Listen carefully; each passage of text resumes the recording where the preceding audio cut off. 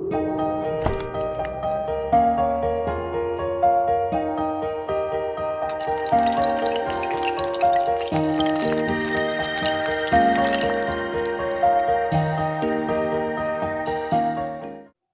el tema es titulado Derrumbando Gigantes. Quiero que usted tenga en su mente cuál es su gigante, cuál es su miedo. Algunos tienen miedo del fracaso, ¿no? Otros cuando van a ser papitos por primera vez tienen el miedo, pues, ¿no? Ya cuando son padres o madres de familia, quizás sea el trabajo, la economía. Pongan en su mente cuál es su gigante, porque yo sé que aquí cada uno de nosotros tenemos un gigante, pues, ¿no? En mi caso de los jóvenes puede ser la música, la masturbación, la pornografía, ¿no? O quizás también puede ser un chico, la chica, pues, ¿no?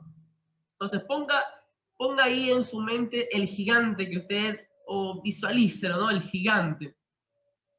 Muchas veces los papitos se preocupan demasiado por los hijos, pues, ¿no? Y comienza ahora la adoración a los hijos. Entonces, ponga ahí en su mente su gigante, pues, ¿no?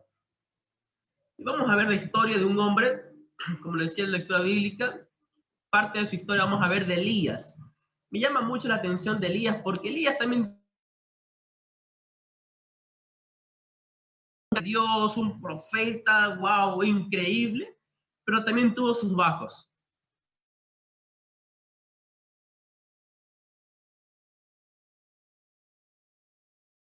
Capítulo 18, vamos a 1 Reyes capítulo 18, y mientras leo unos versículos, voy a ir también narrando la historia para que no sea muy larga. 1 Reyes 18, versículo 21. ¿Sí? Dice que Elías, el tirista, le dice acá, pues, ¿no? Dice, oye, mira, reúneme a todos los 450 profetas de Baal, dice. Baal era considerado como el dios de la tormenta, y Astarot, o Astaret, o Acera, era considerada como la diosa de la fertilidad, ¿sí? Entonces, le dice Elías, bueno, reúneme a esos profetas de Baal y llévalos al monte Carmelo. El versículo 21 comienza Elías a decir, y acercándose Elías a todo el pueblo dijo, ¿hasta cuándo claudicaréis vosotros en dos pensamientos? Si Jehová es Dios, seguidle, y si Baal, id en pos de él. Y el pueblo no respondió palabra. Vemos un Elías ahí solito, ¿no? Parado frente a todo el pueblo y frente a los 450 profetas de Baal. Ahí incluido estaba Acab, el que era el rey de Israel. Entonces Elías dice, ¿hasta cuándo claudicarás? ¿Hasta cuándo vas a vacilar? ¿Cuál es tu duda? ¿Por qué piensas de manera diferente? Si Jehová es Dios, síguele, y si no, y si es Baal, anda en pos de él. Y el pueblo dice que se quedó callado. El versículo 22 narra que dice que solamente él ha quedado. Luego les propone un sacrificio, ¿no? Dice, mira, vamos a hacer dos altares, ustedes van a coger un cabrito, lo van a matar, lo van a hacer pedazos, pero no van a poner fuego debajo. Y yo voy a hacer lo mismo, dice, pues, ¿no? Y el Dios que haya caer fuego del cielo, dice, ese va a ser Dios, el Dios verdadero. El versículo 28, por favor, vamos al versículo 28. Dice, y ellos clamaban a grandes voces y se sajaban con cuchillos, es decir, se cortaban, y con lancetas conforme a su costumbre, hasta chorrear la sangre sobre ellos. La historia dice de que pasa ahora el mediodía y Elías comenzaba a decirles, bueno, oye, clama más fuerte, se burlaba de ellos, ¿no? Que es un Dios, está de camino, quizás esté en el baño, no, llámalo más fuerte, y dice que ellos comenzaban a gritar frenéticamente y no halló respuesta. El versículo 30 dice lo siguiente, entonces dijo Elías a todo el pueblo, acercaos a mí, y todo el pueblo se le acercó. Y él arregló el altar de Jehová que estaba dañado. ¿Cómo estaba el altar de Dios? Estaba dañado, estaba destruido, estaba arruinado completamente. Luego dice que él comienza, ¿no? Y dice, miren, cojan 4 cántaros y tírenlos. ¿cuántos litros de agua entra en un cántaro? Pues entran 10 litros de agua. Es decir, 4 cántaros sería ¿cuántos? 40 litros de agua. Pero dice la escritura del versículo 33 y 34 que esto lo hizo hacer 3 veces. Es decir, un total de 120 litros de agua. Eso es hartísimo, pues, ¿no? Dice que él coge las 12 piedritas conforme a la costumbre por las 12 tribus de Israel, hace el altar, ponele ahí el cabrito ya descuartizado y comienza a chorrearlo con agua, pues, ¿no? Eso es para que el pueblo no diga que era fraude.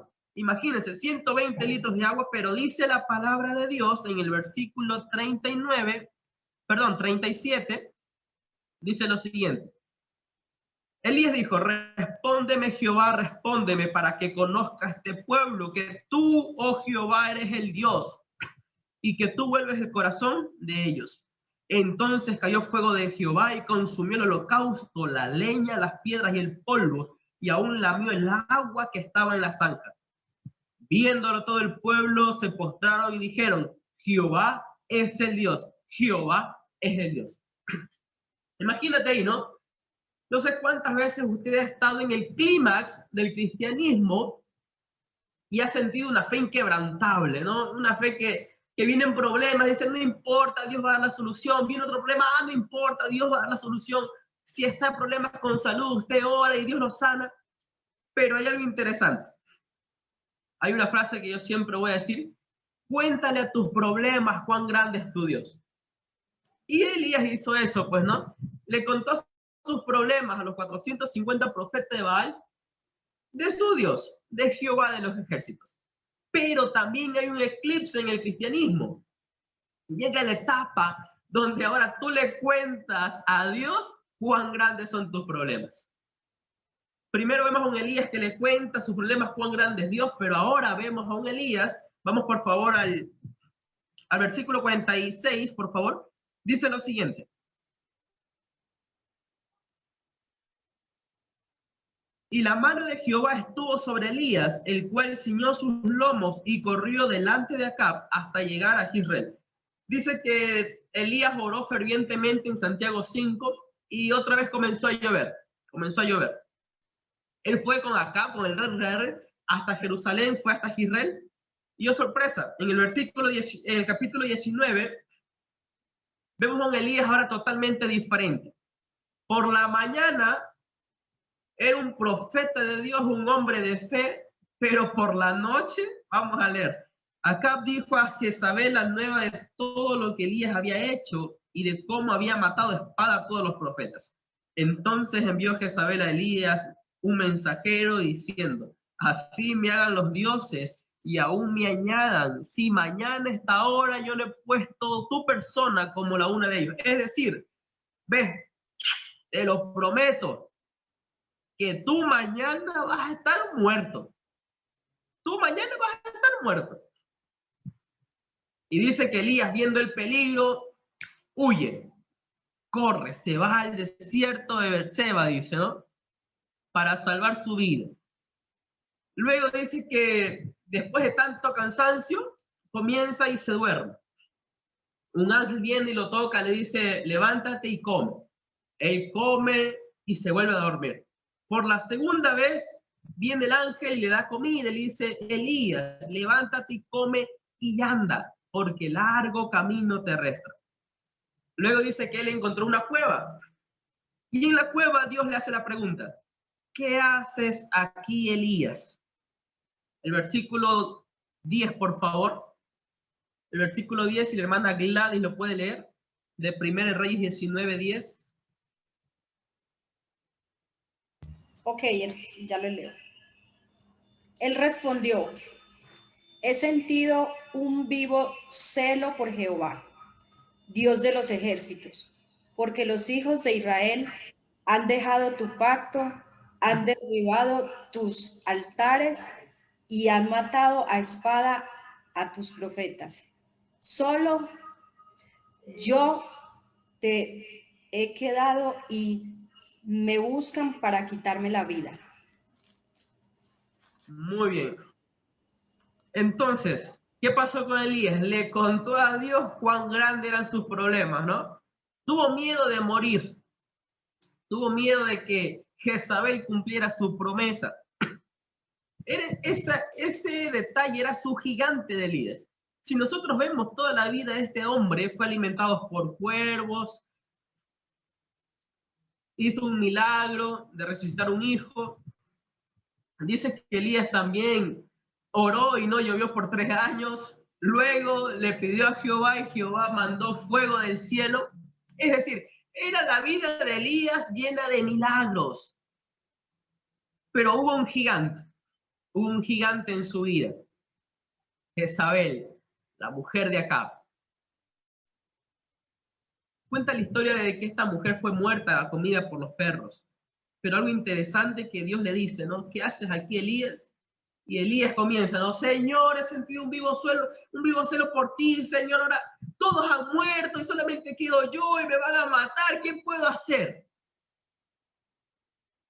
El versículo 11 dice, él le dijo, sal fuera y ponte en el monte de Jehová. Y aquí que Jehová que pasaba, y un grande y poderoso viento que rompía los montes y quebraba las peñas delante de Jehová, pero Jehová no estaba en el viento, y tras el viento un terremoto, pero Jehová no estaba en el terremoto, y tras el terremoto un fuego, pero Jehová no estaba en el fuego, y tras el fuego un silbo pasible y delicado.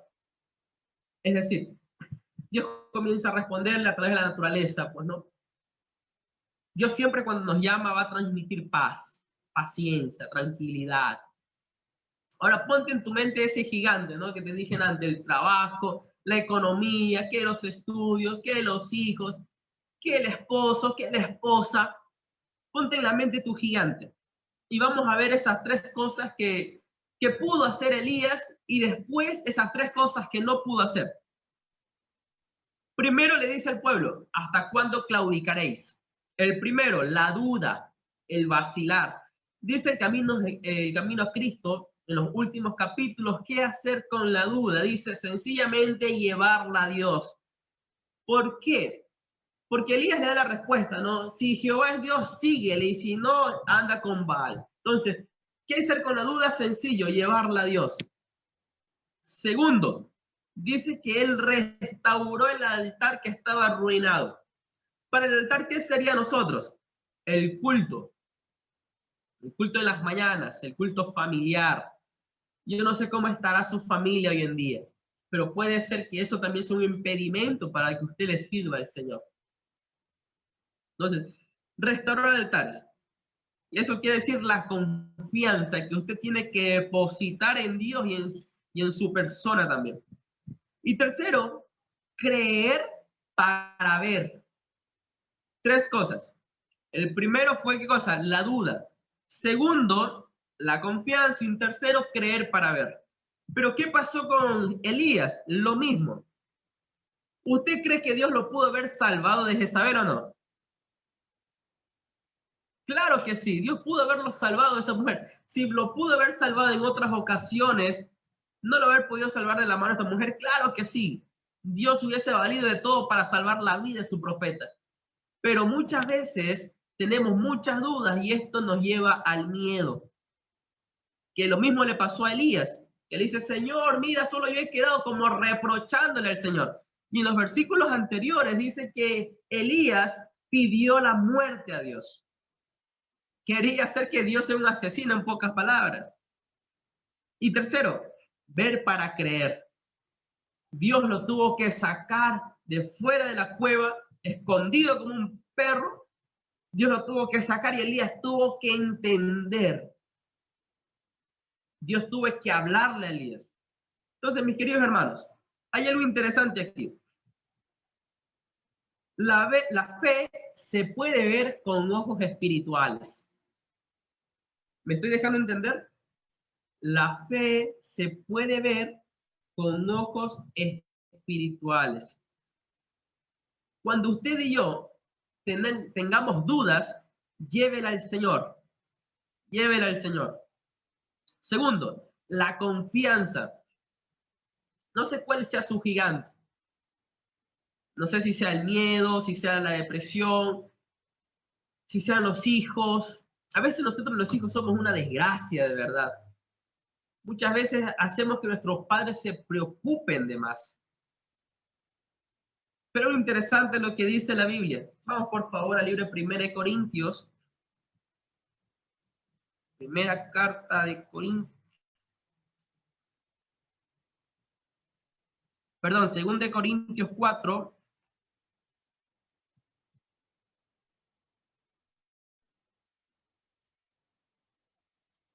Según de Corintios capítulo 4, versículo 16. En esta semana estuvimos viendo acerca sobre el trabajo y el cristiano, pues, ¿no? ¿Qué es lo que el cristiano debería hacer? Dice lo siguiente: por lo cual no desmayamos, sino que aunque este cuerpo, este hombre exterior, va decayendo, el interior se renueva de día en día.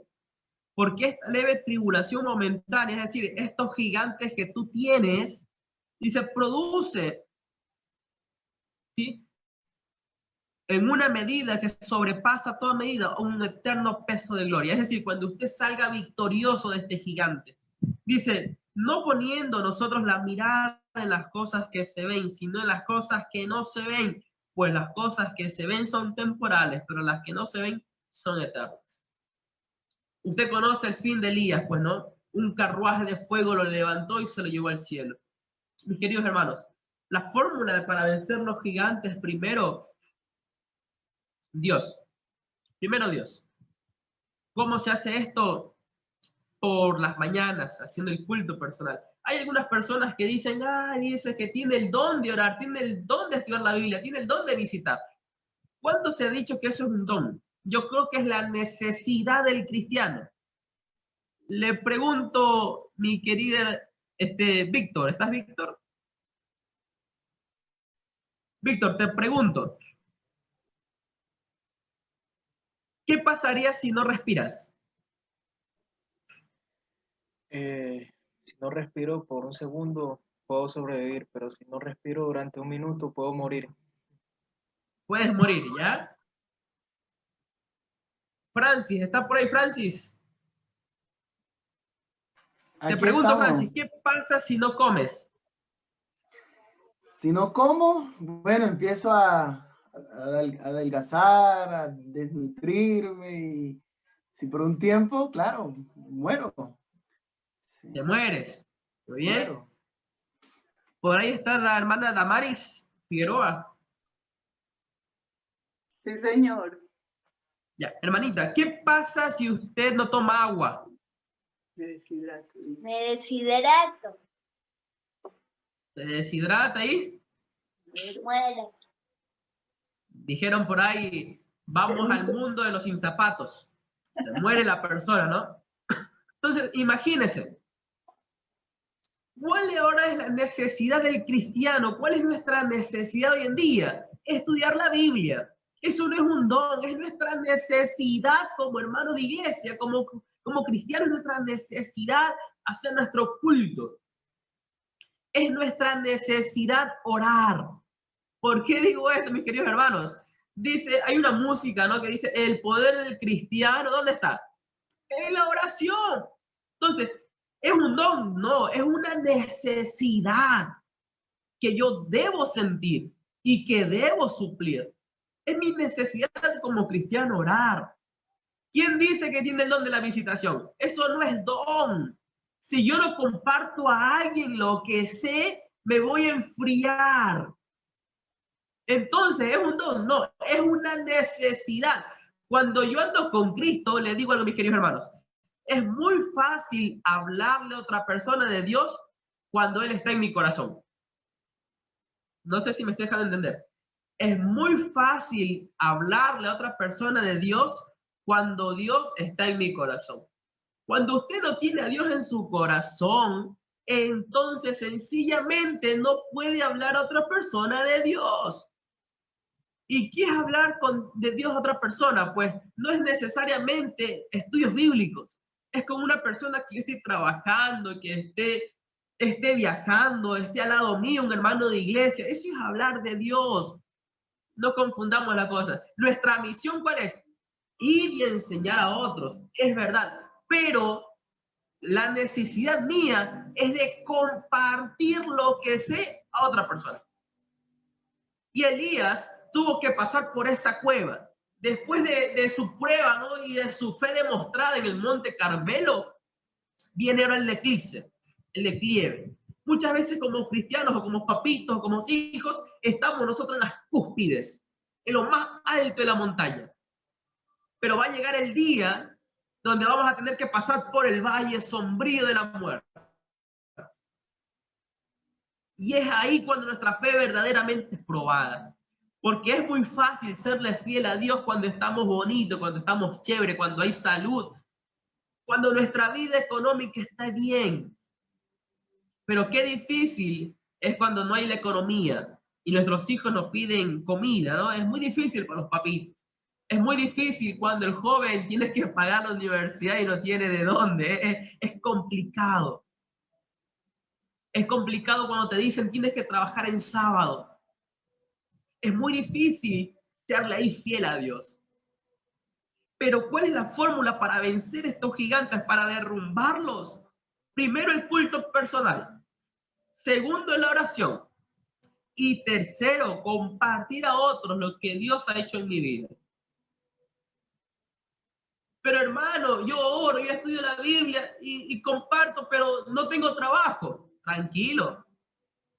Dios hará. Yo no sé cómo, pero Dios lo va a hacer. Él no es deudor de nadie. Él no es deudor de nadie. Dice el libro de Mateo 6:25, dice, no te afanes por las cosas de este mundo. Vamos a ver lo que dice Mateo 6:25, por favor. Le doy lectura. Por tanto os digo, no os afanéis por vuestra vida, que habéis de comer o que habéis de beber, ni por vuestro cuerpo, que habéis de vestir. ¿No es la vida más que el alimento y el cuerpo más que el vestido?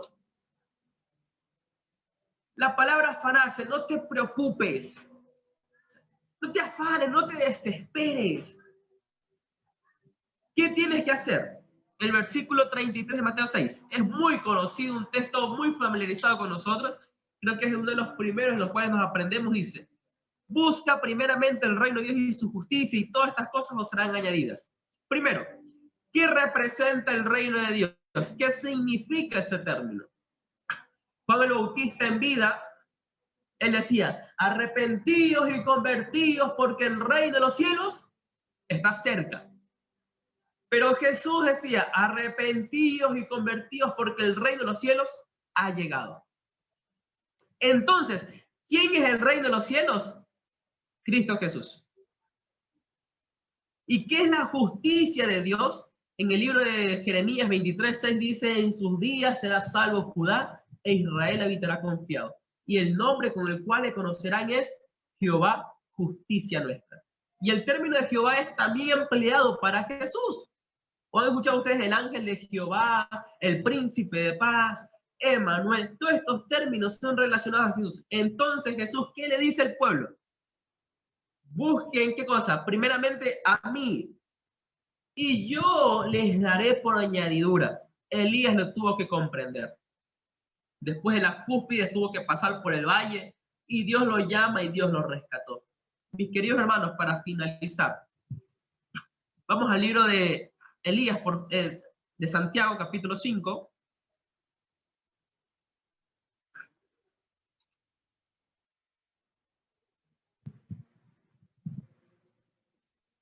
¿Ya? Santiago 5, versículo 17. Dice lo siguiente. Elías era hombre de sentimientos semejantes a ¿quiénes? A los nuestros. Era con decirle que él deseó morir.